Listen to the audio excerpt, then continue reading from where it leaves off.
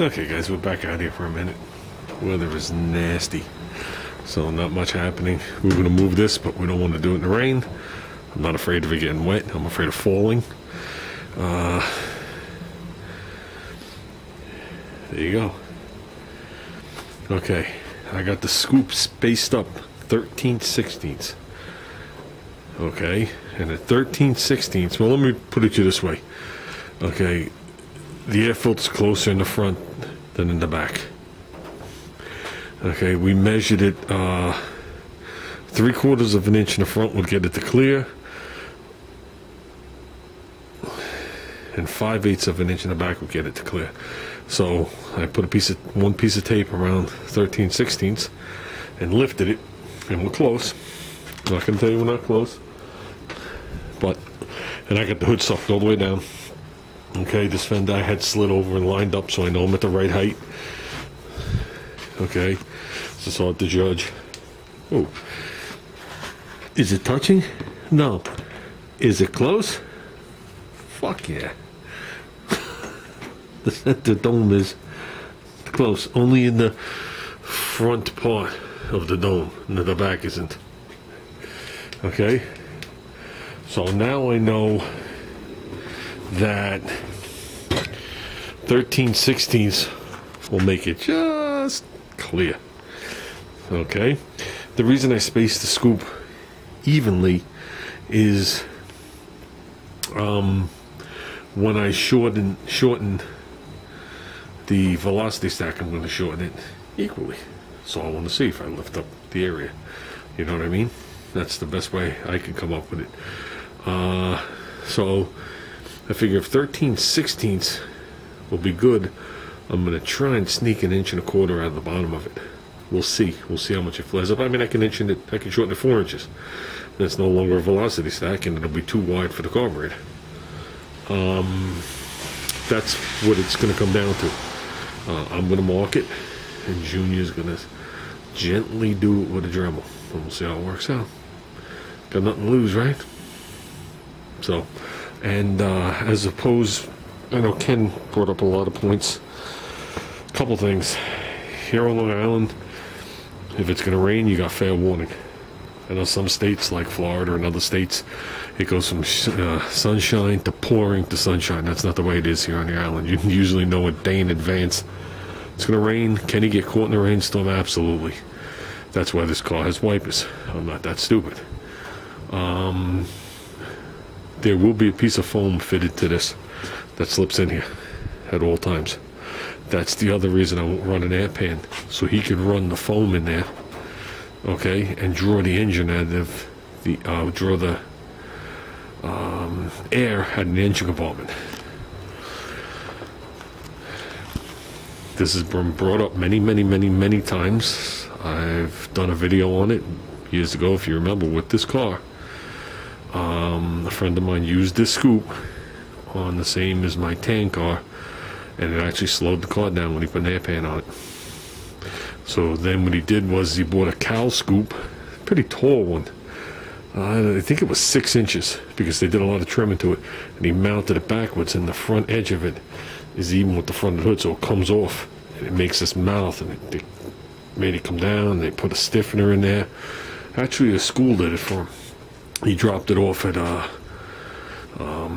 auto body class for them to do it, and after all his testing, that was the only scoop with an air pan that actually raised him 1/10. So this scoop on that car, okay, that car at the front end's a little squarer, but this scoop on that car with an air pan gave him X amount of time. When he takes the air pan off, the car goes up 1/10. Okay, when he did his scoop modification, he goes up 1/10 past that. Air pans, I never discussed this, but air pans, carburetor spacer plates, the aluminum plates that go under a Dominator in case they fall apart and don't get sucked into your intake. It was a whole big series of stuff. It was a side business of my brother's. Actually, my brother and 2 friends. I actually still see the parts at swap meets. They were manufactured in a place in Connecticut. Really nice work. The shop did really nice work. Everything was aluminum. Everything was taken together. Everything was packaged beautiful. Was selling it to the local speed shops. And they just gave up on it because they all had businesses and careers and lives, you know what I mean? It just took up too much time to deal with it. And I still see the stuff up here. So as for air pans, I could have picked out 50 different styles from offset to left, right, deep, thick. Well, I don't, if you've noticed, air pans came and went. You don't see air pans like you used to anymore. I understand the blow-offs and all the stuff. And I think Junior would have to go pretty damn fast to rip the scoop off. And I know that's not what you meant with that. I'm talking about with an air pan and blow. When you're sitting there idling in traffic, okay, and the normal cars are getting hotter and hotter and hotter, a hole in your hood allows the heat to come out, as well as it blowing out all over the place. Do I care that it gets sucked back in the engine? Absolutely not. I am not losing any horsepower sitting there in a traffic jam, but I am letting the heat out from my engine compartment, and you can see the heat radiate out. Some of it gets sucked back in, but a lot of it gets blown out. Then when you start driving, air does go in. Does enough air go in? That's debatable. That's why you leave the opening. Or if too much air goes in, that's why you leave the opening. I leave the opening to let the heat out. Okay? It's not a race car. It's just a regular car. It's an AMC period correct 70s car is what it is, with the correct scoop and whatever it's going to be. The velocity stacks make more power. They always have and they always will. The ones we used to run in the 70s were taller than this without air filters on them.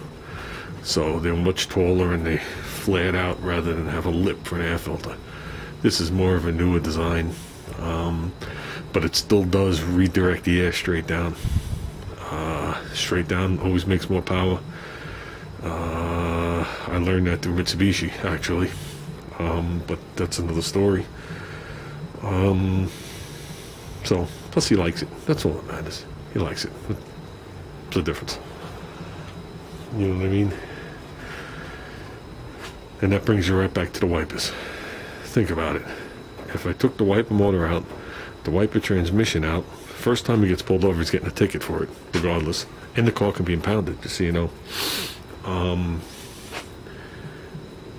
Would you ever notice that at the track? Never. I'll debate that till I die.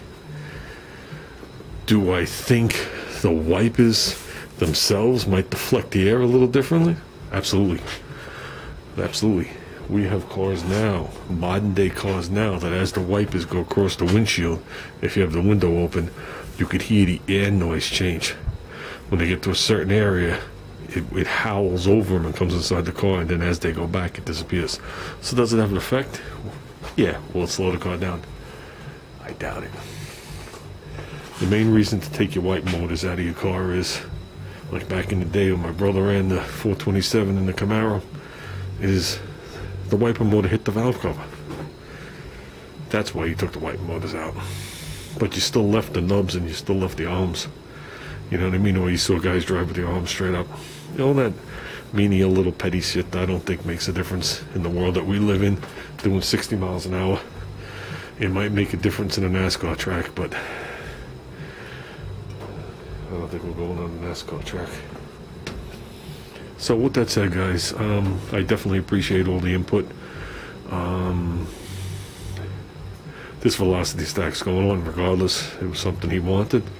This is his car. It's not my car. It's not my car. I gotta keep remembering that. Would I like to have this car? Do I want this car? Absolutely. This has turned into my favorite car of all my cars. And I think when it's done, I think this thing is wet sanded and it's sitting out in the sun. I think it's going to be an awesome piece. And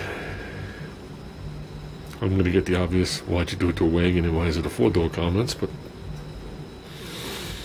I'll just go sit on their car. But with that said, guys, we are going to have to become a body shop soon before the weather cracks. It was only 63 degrees today. So I want to get the bottom of the hood white.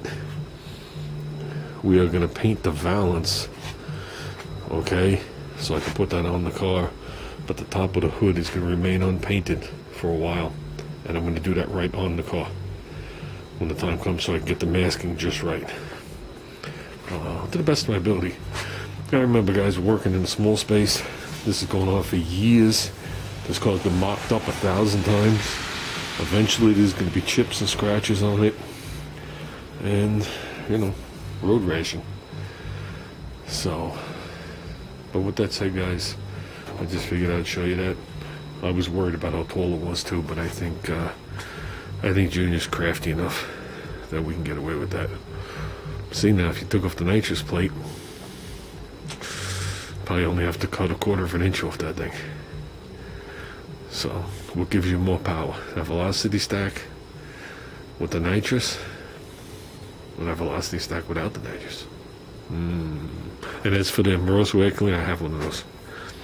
I have one of those with the top that does the dome, and similar to what that is, but the bigger one, the 14-inch jobby. It just covers too much shit up. That was the whole purpose of this, so everything would be seen. You know, everything on this car is a piece of history from somewhere or somebody or something, including that carburetor. So we got to get it all out there, guys. No use in keeping it on the shelf and in a museum.